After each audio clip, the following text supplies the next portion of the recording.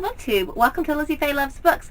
I'm Elizabeth, and this is going to be my week 1 wrap-up for March Mystery Madness. Now, I usually only do monthly wrap-ups, but they've gotten so long lately, and I really hate for them to be as long as they have been.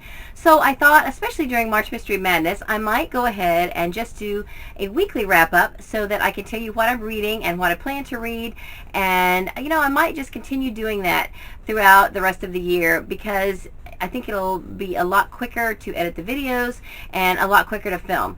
So for this first week, now March started on Tuesday. Now I'm filming this on Sunday evening. So it's been 6 days for March Mystery Madness so far. And during these 6 days, I've completed 2 books. One I had already started, and one was really short, but I have also made good headway in 2 others. So let me tell you what they were. This didn't have to do with March Mystery Madness, but I've had this on my currently reading list since January. I had to put it down during most of the month of February because I was reading other things and I just didn't have time to pick it back up. I did pick it back up late on February 29th. I finished it on Saturday morning. I still had about 130 pages left when I got up on Saturday morning, and I thought, you know what, I am just going to read this until I get it finished.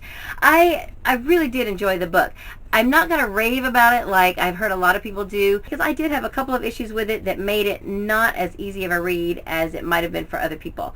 The format was really unique and really interesting, but that hindered me a little bit from the flow of reading. It didn't really flow quickly for me because I kept stopping to try to figure out what was happening. It took me a little while to get going, and then also just, sometimes you had to turn the book to read and different things like that. That made it a little more labor intensive to read.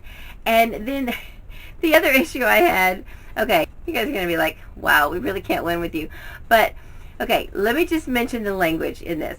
Now, first of all, you're thinking, if you've read this, you're thinking, language? There was no bad language. It was all censored out. Well, yeah. And 50% of me likes that it was censored out because I didn't have to see those words that I don't enjoy, and that was good. In fact, if I had been in this book, I would have probably been the ones, blanking out the words. But here's the other flip side of that. Human nature, when you're reading something that is censored, your brain has to try to figure out what's been covered up. So when you're reading this, you can't help but go through all the potential bad words in your mind that could possibly be in that blank to try to figure out what they're actually saying. So you end up thinking a lot more bad words in your head than you would actually see if it were just on print. So, I don't know. I know, you just can't win with me when it comes to bad language, but I did enjoy the book. I enjoyed the story a lot. I did really get into the story and what was happening. I thought that was fabulous. I had read about 70 pages before I put it down, and so then because it was like a month and a half before I picked it up again, I went back and kind of skimmed over those pages again. That kind of helped me to really get a solid base for what was going on, and then I could go forward from there and read it a lot quicker.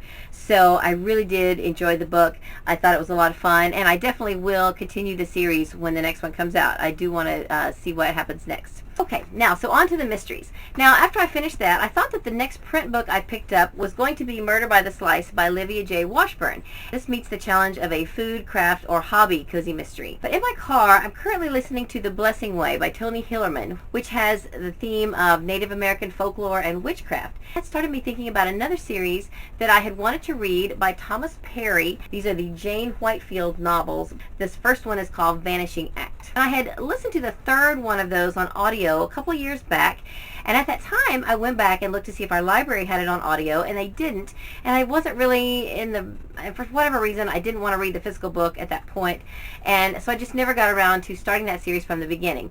But later on at a library book sale, I found the book in print, and I've had it on my shelf. So this is going to be one of my Why Have I Not Read These Books picks, which is the challenge right now going on the Bookworms Buddy channel. So check that out if you haven't already.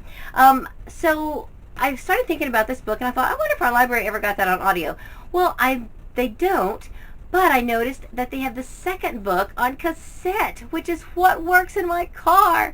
So I thought, oh wow, if I go ahead and get this first book read, then I can order that cassette and I can listen to that in my car, because I really got in the mood to read and listen to this Native American themed books. So I went ahead and picked this up yesterday after I had barely set Illuminae down, and I went and found this book and I started reading it. And so now I am I'm only about 43 pages in. I haven't really had any reading time today. I really am enjoying this book.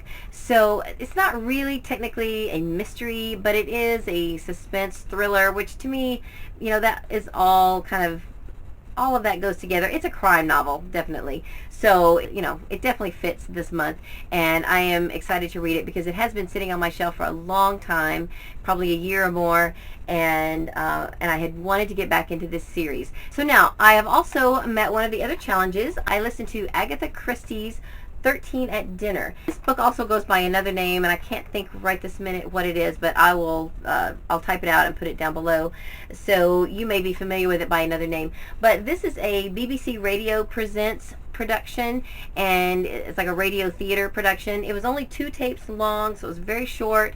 I finished it in just a couple of days in my car. It's a Hercule Poirot mystery, and I enjoyed it a lot. So this story is about an American actress, Jane Wilkinson, and she wants to get rid of her husband. She asked Poirot even if he will help her get rid of her husband. So he talks to her husband, and he says, well, I'm willing to give her a divorce.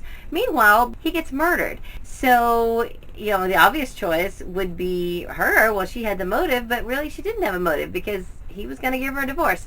So who else had a motive? It's a really fun whodunit type story, and I think if you like Agatha Christie, you would enjoy this book. One other audiobook that I am listening to right now that is not a mystery. It was not on my TBR, but my husband had this checked out from the library, and it's just very short, so I'm going to go ahead and finish listening to this before he turns it in. This is called For Parents Only by Shanti Feldhahn and Lisa A. Rice, and it's just a little 4-hour audiobook. It's of course nonfiction, and it's a parenting book. I have several parenting books, and I really would like to get to the business of reading those, but this is the only one I'm going to listen to this month. So what mysteries am I going to be reading in this upcoming week?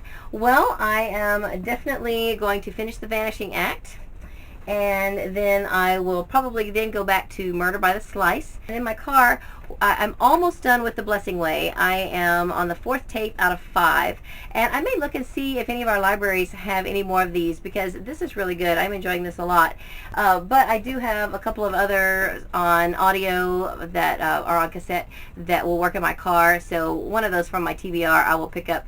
And then in my kitchen, while I'm washing dishes, I will probably next listen to The Cat Who Robbed a Bank, which will be my pet detective mystery. And that's it for me for the first week of March Mystery Madness. So what have you read so far in March? Let me know down below. And if you have not subscribed, please do. I would love that. I am so excited that now I have over 200 subscribers. It's awesome, and I'm just thrilled. So I guess that's all I have for this video. I hope you're having a great day. Read a good book, and God bless you.